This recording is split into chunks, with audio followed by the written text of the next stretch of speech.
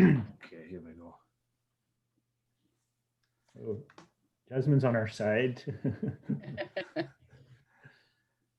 Morning, everybody. Morning. Morning. Morning. Morning, everyone. As per usual, can everybody mute their microphones, and I'll do a quick introduction for Mark, and we can start putting this together. I'm just going to... Desmond, why are you on your side? Oh, that's better. It's going to look at you like that. That's a practice of Dutch tilt. Yeah. So, this seems to be... Are you seeing this, Kim, at all? Do you see... I'm letting them in, so you can... You're letting them in. Brilliant. Thank you very much. Right. Excellent. Right. Thanks for everybody for coming this morning. I'd like to thank Mark and introduce Mark. He's been quite a few things in his time. Curator, TV presenter, film critic, director. We're going to talk about some of the films he's worked on, some of the projects he's doing, and I've got some questions that have come in as well from a couple of the students. You may know him best from The Story of Film, the book and the DVD that came out a few years back. We'll touch on that as well as we go on. So, a couple of questions.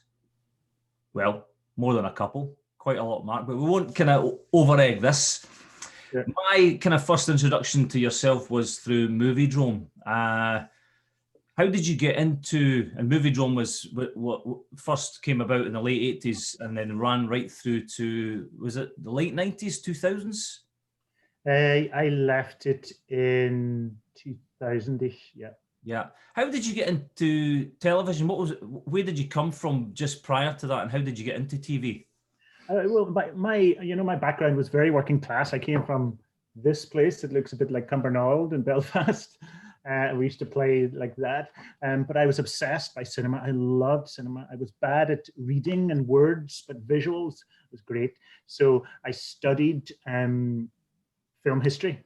And then I had some ideas to direct. So this was before I became a presenter on screen. I became a director on television. I had an idea in a cafe. I wrote the idea on the napkin in the cafe, sent the napkin to Channel 4, and they commissioned the napkin. So it was very, and I didn't know, I'd never touched a camera in my life, but I had an idea. And so I found myself directing TV at the grand old age of 22, 23, and just stuck with it. I didn't have any technical knowledge, but I had a lot of passion and a knowledge of the imagery and the emotions that I wanted to progress. In those days, it was very male dominated, big sort of guys who knew all about the equipment, and I felt quite intimidated by all that. But I directed, and then I had a big knowledge of cinema. My head was full of cinema. I watched movies every single day. And so I applied to become the director of the Edinburgh Film Festival. And I did that. And from there, somebody at the BBC saw me on stage at the Edinburgh Film Festival talking to someone, interviewing someone. And so they said, will you be a TV presenter? You spoke there about being a bit intimidated. Scene by Scene was another, obviously, quite a big deal, and a lot of students now are rediscovering that because it's a lot of the stuff's been put up on YouTube. What are some of your kind of abiding memories from that time in terms of the really huge people that you met at the time to interview? Well, I was asked again to do an interview program because they, chat, but I did not want to make it about anecdotage, just about the same old stories we've heard a million times. What was it like to work with, Sean Connery or Steven Spielberg? I wanted it to be about filmmaking, the craft of filmmaking. So I would choose 10 scenes from a filmmaker's work and then talk to them about the scenes. And so here in my flat at Edinburgh, where I'm sitting now, Sean Connery came here, and one of the famous movie stars from the 1950s and 1960s, Jane Russell, came here. And we would look at images and talk about the image. because I was always interested in the work. How do you make a good scene? How do you tell a good story? How do you do something different? How do you do something original with imagery? It's a visual language. And so that's what I wanted to get to. I wanted to learn from the best. And so I became friends with some of the great movie stars, Janet Leigh, who was in Alfred Hitchcock's film Psycho, Lauren Bacall, one of the most iconic figures of the 20th century. I used to go for beer and pizza with those people. And I was just turned 30. I was hungry like a sponge for knowledge. I wanted to absorb their wisdom about how to be creative human beings, but also how to survive the rapids and the rock and rolling, the turbulence of the film industry, because the film industry is a scary place, and it crushes fragile egos. So I wanted to learn about that too. It feels like when you watch the Sean Connery interview, it very much feels like he was enjoying himself. Yeah, I had known Sean Connery at that stage for 3 or 4 years, because he was the patron of the Edinburgh Film Festival when I was the director, and so we used to just hang out and because he was super famous, Sean Connery, as you know. Yeah. And I remember walking down Princes Street here in Edinburgh, and he was very tall. He would just walk down, and the crowds would separate around him, and people would go.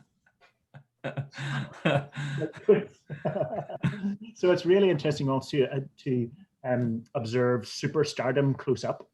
Yeah, but I learned, what I did with all those famous filmmakers from America and around the world is we talked cinema. There's a bit of gossip, and you'd drink some beer and things, but what we really talked about was our favorite films and our favorite scenes and our favorite shots and how you do them. And that's how I got on. A working class guy, with no technical training. I got on because I watched loads of films, and they could see my passion and they could see my hunger to learn. And that's why, Connery, after I got to know, excuse me, I just fixed my chair. When I got to know Connery after a while, he phoned Steven Spielberg and he said, "There's this guy, Mark, you should meet him." And so I go and meet Steven Spielberg, and that was one thing I learned in the film industry. If you're a decent person and passionate, you build a reputation of reliability and hard work, and that gets you so far. That gets you as far as your imagination gets you. Reliability, hard work, fun as well, things like that. Have a laugh. And that's what Connery did for me, and that's what Spielberg did for me, etc. That's quite interesting. On the scene by scene, Brad Halliday, one of your students here, has got I'm going to paraphrase, I'm going to break it down and summarize what he's asking. But when you interviewed Steve Martin, he's talking about Planes, Trains, and it's one of Brad's favorite films, and it is a great film. It's really interesting. He's talking about the setup of the two characters and how the straight kind of serious individual and how they interact and how they come together and how they break each other down and throughout the film and stuff, and how it's then been done again. He's talking about in Midnight Run 88 and then Due Date 22 years later, the same sort of themes. He's asking, do you think in terms of the genre comedy, do you think there's a danger that we're always constantly trying to reinvent the kind of wheel? Do you think all the best comedy's been done, or do you think that there's new stuff out there? No, I don't. I think that, we have certain archetypes or fables or myths in our culture. One of them is the odd couple, the buddy movie gone wrong, the gruesome twosome, as I call it, two in the road locked in together. That can be tragic, or it can be comic, or both. And so what you realize is not only in European culture, but around the world, there are these archetypal stories, these mythologies, which are reinvented and dressed up in new clothes and new guises, but the underlying story is basically the same. And, if you read, there's a great anthropologist, Joseph Campbell, and he writes about myths and heroes. And it was his writing that helped George Lucas make Star Wars, for example. So if any of us here, I'm looking at Graham and Sean and Jasmine and Jordan and Roddy and Michael or whoever else is there, if any of you are interested in writing stories, it's very useful to get to know that mythology, those deep, archetypes. To read children's literature, for example. Children's stories are full of them. And so the Planes, Trains and Automobiles and Midnight Run, yeah, they are all a gruesome twosome on the road. And of course, what's going to happen? There are going to be huge barriers, and the barriers are going to break down. They're love stories. And the key question in a love story is what's stopping them falling in love? There's buddy love. What's stopping them falling in love? Great. I think you mentioned, you touched upon your upbringing in Belfast. What are some of your earliest memories of film, and maybe going to the cinema? Yes, and the first film I saw in the cinema was an old Disney comedy called Herbie Rides Again. It was a sequel about a car, this terrible film about a car that can fly, right? And I felt I was flying with that car. As a reminder, this was the 1970s, therefore was what was called the Troubles in Belfast. Of course, there was conflict, there was a war. And so it was not the safest town in the world, but when I went into the cinema, I felt like this. This is a film called 10 Minutes Older. See that agog awe? I felt safe in the cinema. I felt myself on wine, the dark room, the red curtains. I felt that quietude. The outside world was scary. I was badly bullied in school. So that was another reason, I was beat up and spat on, etc. And so there are multiple reasons why the real world was not a lot of fun, but you could experience a kind of fear in the movies, which was safe, this kind of safety, you could lose yourself. You could be a flying car. You could be a boy, you could be a girl, you could be an American, you could be somebody in outer space, you could be a monster. You could try on all types of identities in the movies, and that's what I love. That's in terms of the big screen, obviously with COVID-19, it's the elephant in the room, isn't it? And what's going on with Cineworld, etc. I'm thinking, spent a lot of time in the last 6 months watching films, box sets on my TV screen, but it's not the same. What's your thoughts on the future of cinema and the big screen? I mean, how important is it that we get it back? Yeah, it's very important. I'm a different person when I'm watching a film on a big screen than on a small screen. In the cinema, I'm not in control. I'm giving the filmmaker 2 hours of my time and say, do something, take me somewhere.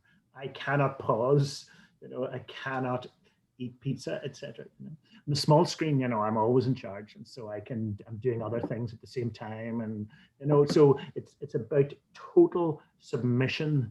The big screen is bigger than life. Obviously, it makes us feel small. There's this lovely word, sublime, and it means like the mountains are sublime. Really big things make us feel small in a good way. Not humiliated, but part of something epic. When I'm in a cinema, I always say that I feel I'm sitting in winter in the dark, looking at summer, and I always like that. Cinemas will come back. Cinema going has returned to normal levels in Korea, in quite a lot of China at the moment. Here in Scotland, obviously, we're in a second lockdown, about cinema, which I dispute.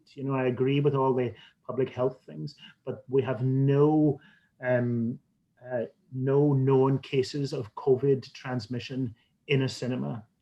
And so I personally think cinema continues to be safe.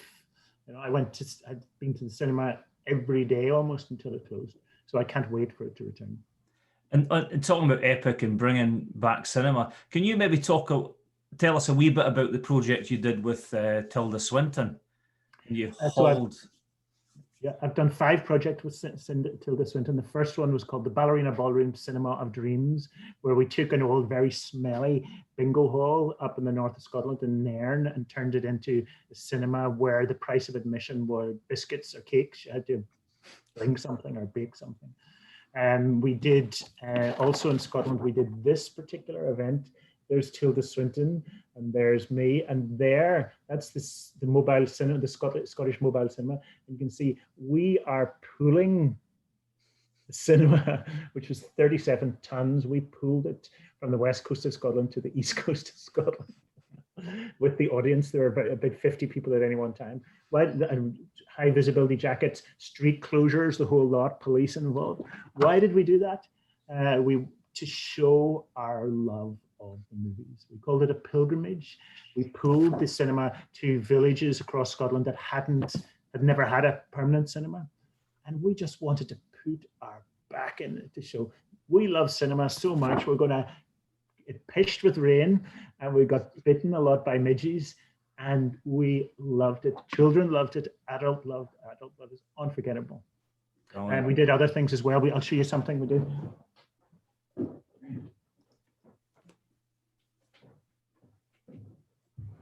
We did something called the 8.5 Foundation, and our idea was that on a child's 8.5 birthday, halfway between their 8th birthday and their 9th birthday, that should be their movie birthday. And on that day, you get a gift of cinema. So we got gold boxes like this, and we sent them to children across Scotland. And you opened the box, and inside there was a happy 8.5 birthday, which says, happy movie birthday. And then look what you got, this, and you got a little badge that said 8.5, and then you opened this silvery box, and inside there were DVDs of child-friendly films. So again, to try and make something magical, fun, theatrical, creative, the opposite of sort of dull and everyday. And so Tilda and I did lots of projects. We made a forest in a building in China and made it snow in the forest, and then projected films through the snow. Wow. The 8.5 Foundation is really interesting, I think. It makes me, a lot of our students arrive at college having not done film at all at school. And I think that's wrong, because they get to do things like photography, they get to do things like music technology, but it seems to be film is nowhere in the curriculum. Do you think this is something that should be pushed within schools, especially within primary schools? Absolutely. Film is, there are lots of people, lots of young people aren't great at words, but are great at imagery. And I was one of those people. Our football teams, our art colleges, our engineering courses are full of people who can understand the visual world, but are, maybe have some problems with the written world. And so for that reason alone, we should teach film. But more generally, film is such a fantastic, accessible, affordable art form. It's in our lives all the time. And if we teach literature, if we teach poetry, if we teach painting, we have to teach film, especially to young ones. It's because it's a gift that stays with you your whole life. If you learn the language of film, people speak it around the world. I travel a lot. I spend a lot of time in China, India, Russia, Africa, and I often don't speak the verbal language, but I can communicate with other people through cinema. It's a global language, so definitely we should be teaching it in Scotland. And Scotland is great at many things, but it's not ahead in the teaching of film to children. Great. I totally agree, Mark. Can we talk a wee bit about your projects and your directing? One of the things that struck me, because obviously I have read your book, The Story of Film, and you're obviously vastly knowledgeable with regards to cinema. How difficult is it to be a director and to be a creative when you know so much about something? Is that something that you wrestle with? On the contrary, like we're speaking now, right? The more words I have in my head and the more words you have in your head, Alan, the more opportunity you have to express yourself clearly. Similarly with cinema, because I've seen so much, let's say I've seen 1,000 different ways to do a car crash, or 1,000 different ways to make a war movie, or 1,000 different ways to show dance or sexuality, then they are all available to me. They're in there. So when I come to do my version of that, I've got lots of options. If you haven't seen loads of films, then you've got fewer options. You can't learn from what you've seen. So I've never been felt like intimidated. I've seen many of the best films ever made. I know I can't make films as good as that, but they are useful to me. And Yeah. when you sit with Scorsese, etc., that's what we talk about. Yeah. How to do it, who we can steal from. So it's not intimidating at all. If anything, we have to keep watching as much as possible. And I watch all the big mainstream films in the multiplexes, but I also watch, experimental films from Brazil and Romania and Japan. And I try to be an omnivore and watch as big a variety as possible of cinema. See, in the context of that, what has been your favorite film that you've done, and what's been the most difficult of my own to make, or what of your own to make? Yes. I mean, this is where we should say something about the film industry. I think of the film industry as a big thing where there's lots of money and power, but I feel I'm an outsider in a way, and I've never, you spend a lot of time, a lot of people talk, how do I get into the film industry? Once you get in, you think, oh, is this it? I'm getting out of here, because it's quite boring and it's quite, conventional, and I've always tried to be innovative or unconventional. What that means is, because I'm working mostly outside the conventions of the industry, is that it's quite hard to get funding for what I do. Luckily, my equipment is really simple. This is the camera in which I shoot all my films, a pretty standard. I think this cost me £250, a Sony. It means that I have to work on very low budgets, but that maximizes, I hope, my imagination or creativity. The project that I've found is hardest to make is the one that I'm currently making, which is a sort of poetic documentary thing about looking, about how we see the world. And the reason that it's hard for me is it's so close. Sometimes when a subject is really, really close to you, you can't actually encompass it. You can't get a distance from it. And so I've had to re-edit this one. And it's been going for over a year. And usually I work super fast. The edit will be, I've made, I think, 18 feature-length films now. The edit will be a month. Some people edit for a year, for a month. So mostly it's not difficult, but that's mostly because I work fast outside the system. I don't have loads of layers of executive producers. When you don't use when you don't have a big budget, there aren't as many people telling you what to do. And so mostly my filmmaking has brought me great pleasure and very little pain.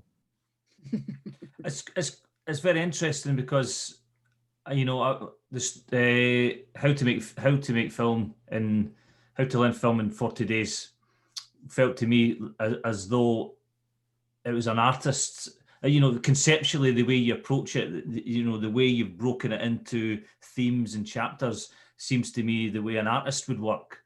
Is that? Do you think like an artist? I know that's maybe a strange question to ask. I always have a very simple approach, Alan, to this. I make a list of the conventional ways of doing something and then strike them off and say, I'm not doing that. Whatever my topic is or whatever my subject is, I always, first of all, see the normal way to do it and then think, there's no point in me doing that because hundreds of other people would do it. What would be an unusual way coming at it from one side? I usually get big pieces of paper. Here's one of my, nobody in the world has seen this, so don't look at it too closely, but here's one of my new films, a big piece of paper. Over there, if you look, see those two bits of paper on my wall there? They're two of my other films. I'm working on 4 films at the moment. Big sheets of paper, scribbles, and trying to be as unconventional as possible, not for the sake of it, not just to be different or unusual, but to take people by surprise. What we, one of the, we've all watched a film where you know what's going to happen next, and where you get ahead of the film, You don't want to be ahead of the film. You want to be surprised. You want the film to be doing things, to taking you somewhere that you didn't expect to go. So whatever let's say, for example, you're making a film about Carfin Grotto, right, which is not too far from where you are, a sort of Catholic Polish grotto where loads of miners are buried, etc. The conventional way of doing that would be to interview people who have relatives buried there or something. But you could do all sorts of other look at all sorts of other ways of doing it. That's where the magic happens. Each one of us here today, whatever film we're next going to make, you think, how can I do it in a way that nobody has done before? That's great, Matt. See I Am Belfast. Yes. It feels quite poetic. It feels like it's almost like a kind of, that there's a bit of your philosophy on screen, and it's coming across and combined with the cinematography and the soundtrack as David Holmes, I believe. Yeah. Yes. How did that come about? I mean, where did you come up with the idea, and how did you come up with the idea to approach it like that? Well, this is a good example of trying to do something different. Because Belfast, my hometown, was in a war zone, there've been quite a few films made about it, and those films were journalistic or current affairsy, or sociological or something. Because I came from there, I didn't want to do that to talk about the tragedy of Belfast again. So what I decided to do to try and do something different was I decided to walk every single street in the city. Now, that's quite a big chunk of time. It took roughly 6 months to walk every single street. Even if it was a dead end, I would walk up to the top. I took my camera with me and I just filmed stuff. And I knew also that, as you say, I wanted to do something poetic. And so what I decided to do was to have the film narrated by a 10,000-year-old woman. Now that sounds stupid, right? But because there is no 10,000-year-old woman, nobody has lived that long. But that was the excitement for me. The first words of this film are, I am Belfast. It's not that I come from here, I am here. And so immediately as a writer, when I'm sitting here where I'm talking to you now, writing that, I think, whoa, there's a voice that I haven't heard before. I am Belfast. And that was immediately exciting. It takes you into territory of more like poetry, as you say, or myth. We all know that in the Celtic countries, there are these fables of the ancient characters, the giants and witches and things. And it was in that kind of territory that I wanted to get. I wanted to make a sort of documentary, but with a kind of mythic or magical property to it. And that's why I took that approach. See, you talk about the myth. I found it quite interesting when you went to Albania and you made We Are Dragons. Had you been to Albania, but prior to was this the first time? So you went there, and what happened? Yeah, I mean, so I got an email out of the blue from the Albanian Film Archive, and they said, we've got all these films, but there's water dripping into our archive, so our films are decaying. And they said, would you come and talk to us about it? And I was being known as a bit of a film history guy, so I went there. I brought my camera and filmed the journey and turned it into a film.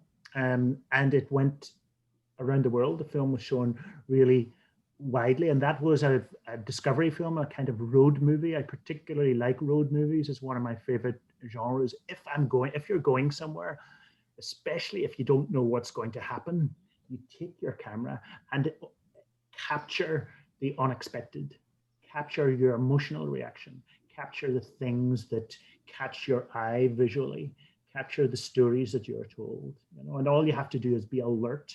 And that's what happened in Albania. Not a lot of people, outsiders, had been to Albania before because it was closed for a long time. And I loved doing that. That film, that was a feature-length film. I think it cost about £1,900. Wow. a feature-length film, and it went around the world. It played festivals in lots of places, won various awards, etc. And it's shown 4 times on Albanian TV, I think. So, you know, that's an example of not spending much money, keeping the budget down, keeping your eyes open, but being electrified by what you discover.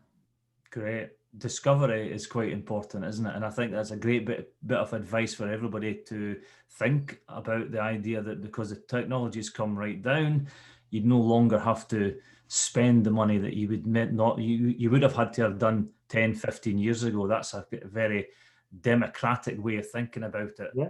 You speak about that, don't you? You talk about moving from the autocratic filmmaking process to the democratic, don't you? Yeah, I mean, this is the best time to be a film student in the history of cinema, because for the first time, like all of you have one of these. I now shoot, this is a Huawei camera, which has got lovely slow-mo. So I actually shoot some of my films just on my camera. And my films show at Cannes Film Festival and some of the biggest cinemas in the world. So, you know, it used to be that you couldn't make films because the equipment was too expensive, or your dad wasn't in the film industry, or you didn't have connections. Those barriers have gone. The barriers now are our own imaginations, how imaginative we can be, how inventive we can be in telling our story. They are the only things that are really stopping us. And that's great. That's really interesting, because I was reading a wee bit about your Dear John Grierson project, and the documentary and the idea of traveling across the world and looking at these documentaries that have been made by other film directors in other countries, other cultures, etc. A lot of there was obviously a practical element. If you said, for example, if you were Grierson and you tried to film, you know, fishing boats back in the 1920s, there was a real practical element of trying to get all this equipment together, get the rigs, etc. Very quite logistically difficult. Now what we've got is the ability to film stuff on our phones. Yeah, I mean, the world has changed, and the technology, you know, affects the style that we use. Grierson's film, John Grierson, who's from Stirling, as you know, and came up with the idea of documentary being a creative thing. And his cameras were that size, and you needed loads of cabling, and the film stock was quite slow, so you couldn't film at night, you needed lights, all sorts of stuff. And now we don't have any of those barriers. It's almost like those of us here on this call now, it's almost like we are too free. We're almost startled by how much opportunity we have to film. We can film anything and everything. You know, we can film micro stuff on our macro lenses, and we can film, you know, the light in the last few days has been extraordinarily beautiful. You know, we can capture all that. So that's the dilemma, almost like we are blinded by the opportunity of filming. And I think that's one of the creative questions. How do we choose? What story do we choose? And how do we choose to film it? Because we can do nearly everything. I mean, we certainly find with our students, we do short film narrative in their first year HNC, and then when we get to the HND, we do the documentary. They've got to film a kind of 10-minute documentary, which you can probably appreciate is massively challenging because it is storytelling. Yeah. I mean, how do you come up with your ideas and your stories? How do you go about it? Well, there's several things. You know, the structure I think of a story is really, really important. I come up with the structure almost immediately. By which I mean, is it going to be a documentary in 3 acts or 5 acts? Things like this, you know. Crucial for a documentary are the following questions. Who's telling the story? From where? When? And why? So, you know, who's telling the story? We might think it's Mark telling the story, or Kim, or Alan, or Sean, or Graham, or Jordan. Are we the storytellers?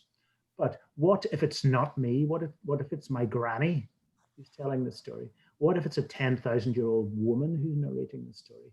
What if it's my dog who's telling the story. Then suddenly you get into the voice. What is the voice? And the second question is, who's telling? Where are they in the world? Are they in Cumbernauld? Are they in New York in the top of a skyscraper? Are they on the moon? You know, then immediately that's a second question. When are they telling the story? That's a particularly good one. Is your film set now? If you're making a documentary, is it about what's happening in November 2020? Could it possibly be set in the past? Let's say you were born in the year 2000. Could your film be set in the year of your birth? That's really interesting. You know? And then, of course, the final question is, why make this? You know, is this intrinsically interesting subject matter? Are you passionate about it? Angry about it? Does it make you cry? Is it a political significance? Is, you know, the kind of why make the story is also very important. So who's talking, where, when, and why? If you ask yourself these questions and you come up with good answers, your film's going to be good. Great. I've got one more question from my end, and I think Kim's got a couple of questions that she'd like to ask. Christopher Doyle, who you've worked with, cinematographer, whose work is brilliant. And how important, I mean, how do you work with him, and how important is collaboration? Do you sit down and plan stuff, or, you know, how do you go about it? I mean, I love filming myself, you know, but in the two films I did with Chris, and for those who don't know, Chris has shot some of the most beautiful Hong Kong films ever made, you know, In the Mood for Love, etc., and Chinese film Hero. I mean, visually dazzling work. With him, I wanted him to shoot some of the sort of big sequences. So in each of those two films, he shot about a third of the film. And, you know, his cameras are this size and they're massive and they're loads of equipment. So I remember saying to him, for instance, I'd love the main character to be against a gold wall. And so we had a wall painted gold, and then Chris put the camera on a track. And so the camera was moving on the track, but he was also twisting the focus as well. So that means it was moving this way, but the focus was moving. But also this was the exciting thing. He had two lights as if there were two suns. So the main character had two shadows on her as well. And he moved the light as well. So now think about it, the camera is moving, the focus is moving, and the light is moving. That's three types of movement within one shot. That for me was real magic. And I would never have been able to do that because I don't have the equipment and I don't have the experience. No, great. Collaboration. I'm quite a lone wolf in a way, you know, I like going off on my own and filming stuff, but I collaborate a lot with the same editor, Timo, and the same producers, etc. How does that work then? Do you let them do their thing if they're editing, or do you have a clear, do you have a sit down and chat before you do it? I do a paper edit, as it's called. I'm sure you all know what that is, you know. So I'll basically type out the whole thing, suggest the shots. So if there's a commentary, write the commentary, record the commentary, send all the shots to the editor. So it's quite structured by the time he gets it. But then he works his magic on it. I also suggest the music. But then, so he might do a first pass once he's got all that, and then we'll work through it. Usually he sits there, but since COVID, we've been Zooming. He lives 40 miles from here, and we've been Zooming, and it's been fine. So I'm quite precise in the edit. You know, some filmmakers shoot loads and loads and loads and loads of stuff. I don't. I shoot pretty much what we need, and so the edits are not too messy or complicated or painful. Great. I've got one final, and I think Brad wants me to ask a question on his behalf. He talks about having come from a very working class background, sometimes going to things like film festivals, screenings, previews, etc. He's a bit scared about putting his hand up and asking a question in case he you know, I don't know if he feels like he's out his depth or something like that. But I suppose what he's alluding to is, because if you come from a background of never been having, like you were saying earlier on, you know, there was no books in the house, there was no exposure to film and to art and to culture, etc. Do you think working class people themselves do find it difficult to talk in creative ways around film? Yes, I do. Thank you for your question, Brad. I really identify with that question. I was very lacking in confidence when I started. It seemed to me that any event I went to, it was very middle class people speaking with a lot of eloquence, but also a certain lack of passion or everydayness. So I was quite intimidated. I still am when I go to some fancy arts center or something. I feel quite shy walking in, as if it's not a place for me in a way. But I came to realize that this is an advantage because film really appeals to shy people and to anxious people, and that cinema is, as an art form, is really good for us who are shy and anxious, or don't come from a fancy background, because cinema is the art form of the people. It's affordable. Anybody can watch it. It's here in my local cinema. It's $4.99 all tickets. So the fact, if you're working class or shy or afraid to put up your hand and speak out, these are all advantages in the end. I think working class people tend to have a broader range of, often less protected. They perhaps have a broader range of experience, and that, of course, is very valuable. So to be working class or shy is an advantage. Brilliant. Thanks for that, Mark. Kim, you got any questions you'd like to ask Mark? I've got a million questions I would like to ask. But what I'm going to try and do, midnight, Kim. I'm just going to try and rein it in and get my professional hat on and try and ask 3 questions that I think the students would benefit from the most. Okay. So I'm just thinking of the best order to do them in. Right. So we'd spoke about some of the kind of people in the film industry, like that you've interviewed, so some really famous people. A lot of your students are making documentaries or like digital portraits for the first time, and they're learning about interview techniques. So someone who has interviewed a lot of people, could you give us our students some advice on being a good interviewer, creating a good interview? I can. No, I haven't really done an interview in 20 years, but and I don't use them in my films, but here's the worst thing you can do. I'm interviewed a lot.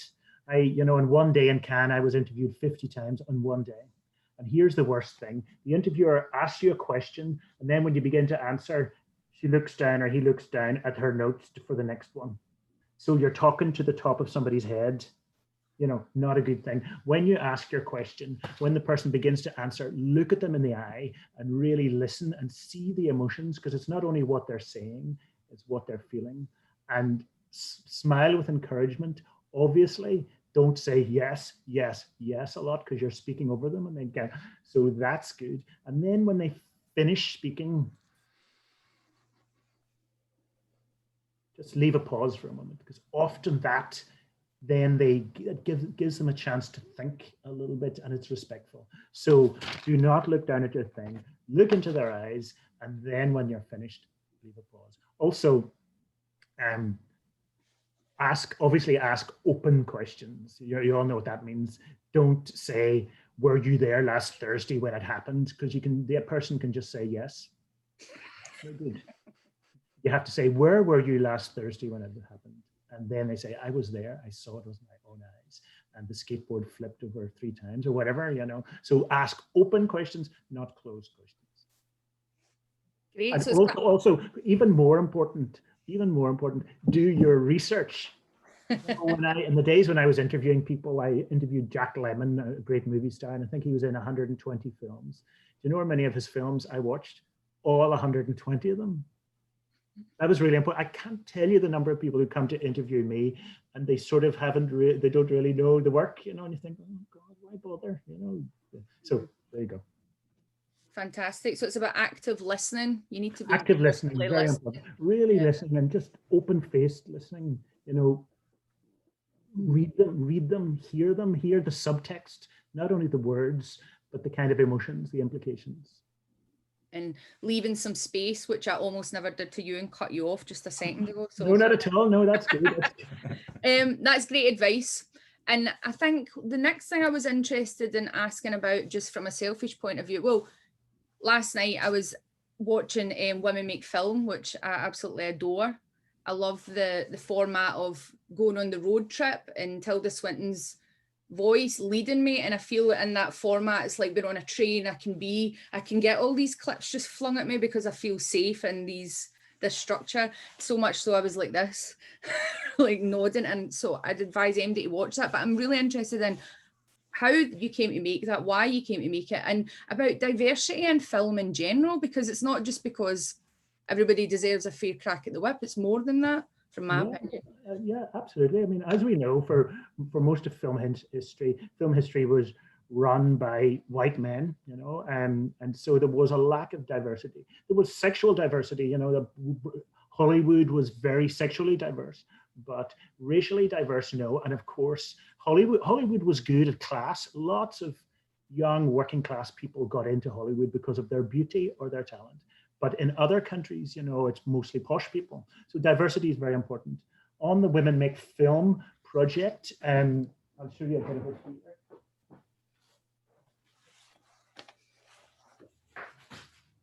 This is a book that we've made of Women Make Film. And as you say, it's full of film clips. So this is just an image of every scene in the film. It goes on and on page. Anyway, decades ago in the mid-90s, when I went to a country, I started saying, who are your great female directors? Because, you know, I thought they might be there, and indeed they were. I went to Albania and asked that question, and they said, Janfisa Keiko. Around the world, I discovered more and more and more great female filmmakers. And I just had a head full of all this information, and I was very frustrated by the conversation about women in film. You know, it tended to be very focused on America, or it assumed that there were Jane Campion and Catherine Bigelow and a handful of others, and that was it. It's just not true. Cinema, the language of cinema, the form of cinema was partially formed by women, pioneering female writers, directors, etc. And I was getting more and more angry that people were not talking about these great figures in film history from the beginning of the century onwards. So we just decided to make something passionate and hopefully poetic, a kind of road movie around the world that looked at these great films that they made. And since you made that piece, and what do you think the reason for that is? I mean, like, why do you think these women have not been recognised in history or necessarily? There are several reasons. The people who write movie history are men, and they often respond to male stories. They love Raging Bull, they love Taxi Driver of Scorsese. These are films about male rage. I think that's the first reason. The second reason is the people who write the film histories or tell us what the great films are often speak English. And so the best films are considered to be Jaws and Star Wars and Godfather films in the English language. In fact, some of the best films ever made are in Japanese or Romanian or Russian, etc. I think the third reason is that people in the Western world, in Europe and America, think that they have done the best stuff. And it wouldn't occur to them that maybe the best stuff has been done in India or Africa. And also, I think that, see, it's not, a lot of these women made very successful films at the box office. It's not that they were making experimental work or marginal work. They were very successful at the box office. But because they weren't in the English language, because the people running film festivals, writing film histories, etc., were all men, they didn't respond to the material as much. And then you get, you get young, or not young, you get feminists today, and I consider myself a passionate feminist, but you get people who are interested in women's cinema today who assume that there aren't many great female filmmakers and therefore they don't find them, which is another problem. There are loads. Mm-hmm. That's so interesting. And on that strand, I suppose, a question I've got is, do you believe that filmmaking and imagery in general has the power to create real change? I suppose we're living in a really weird time just now that's a kind of post-truth world. Images have always been manipulated. There's always been a kind of untruthfulness about the way things are edited, but what I'm worried now is that we as viewers could become more cynical about what we're watching. But ultimately, do you think cinema and image making and storytelling can create real change? Yes, in limited ways. You know, if you look through film history, Kim, there are examples where movies have changed the world, not all often for the better. You know, for example, the very famous filmmaker Leni Riefenstahl made films which helped propagandize for Adolf Hitler. But in Poland, for example, there was a great film called a short film about killing, which brought capital punishment to an end in Poland. It changed the government legislation. You know, so there are specific examples about where films have changed government, changed society, changed policy, changed politics.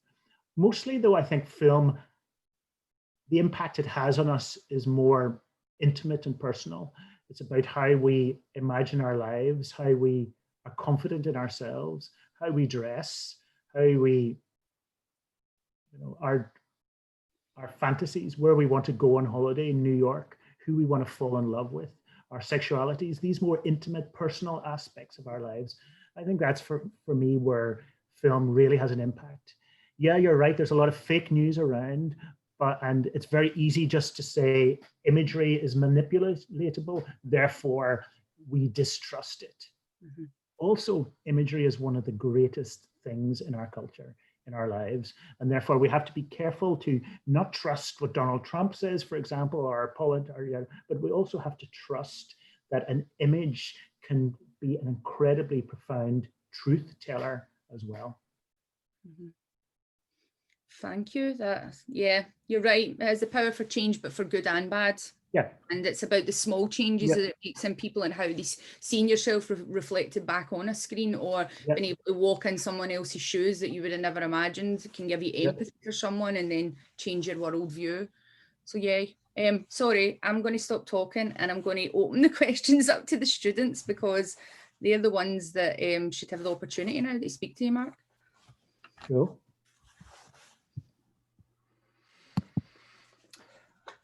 Okay, anybody got any questions? Don't be shy now. I can't see everyone. Is there a way that I can see everyone? I think if you click the square up the top left and it's like a 9 grid, then you can probably see everyone, but we're on 2 pages as well. Right, okay. Okay, well, if from Sean, what's the most enjoyable piece of work that you have and why? Sean, thanks for your question. For me, by far, the most enjoyable part of my job is the actual gap between pressing record and stop. In other words, on this camera, when I hear that beep, when I press that beep, when I'm looking through the lens at the frame as I record, the whole world for me is just focused in there. I just love that so much, Sean. The world is such a complicated place, but when I'm looking through the lens, my job is to notice what's happening out there and to find a beautiful frame for it, to shape it well. That's the best bit. You know, there are lots of bad things about my job. I hate the publicity, for example. You know, I very often do 20 interviews in one day when a new film is coming out, and that's not fun at all. But the creative process of making a shot is, I am ageless and timeless when I'm doing that. Anybody else? You put in the chat if you want. So we've not got much time left. Oh, here's one from Jordan. Jordan's got that. What was going through your head when you first met Sean Connery? Did you manage to stay calm? Yeah. I mean, I've met so many movie stars. I've spent a lot of time with movie stars, and therefore I've got over my inhibitions with them. When I met Connery first, it was 1994. So I was 29, 28, something like that. And we just had a laugh. You know, he wasn't a mysterious man. He wasn't bossy. He didn't have loads of assistants or entourage. So he was very easy to get on with. I wasn't intimidated at all. And I think, stay calm. Not all my friends stayed calm. I must say. I have one particularly talkative friend, and she was behind me once, and Sean was there, and I turned around to her and said, "Hi, would you like to meet Sean Connery?" And all I could hear was silence, and I looked around, and her jaw had just... And I think it was one of the first times in her whole life where she had said nothing. But yeah, I mean, Sean and I bonded through a sense of humor and a belief in just the passion for cinema. From Shay, how did you overcome feeling inexperienced at the start of your career? Very good question, Shay, because, okay, so there's different types of experience and inexperience. I had technically no experience. I had no experience of being part of a film crew. But what I did have in abundance was a knowledge of the frame, you know, where to frame, and of film history, of who had done what before. So I knew, it's like I knew the language of cinema. I just hadn't spoken it myself. So inexperience, yes, I had loads of inexperience, but I had loads of experience in a different way, and they canceled each other out. I've always been quite anxious person, and that doesn't go away. And if you are one of those people, you just have to deal with it. From Sean again. Sean, what film has left you asking questions about the outside world? Wow. That's a great question. Okay, there's one on YouTube, and it's called Propaganda.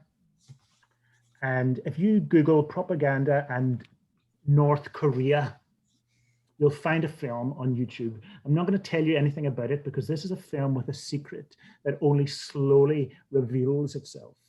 It's basically a propaganda film from North Korea, or is it? So if you've got time, have a look at that. I think it's one of the most innovative things I've ever seen. Brilliant.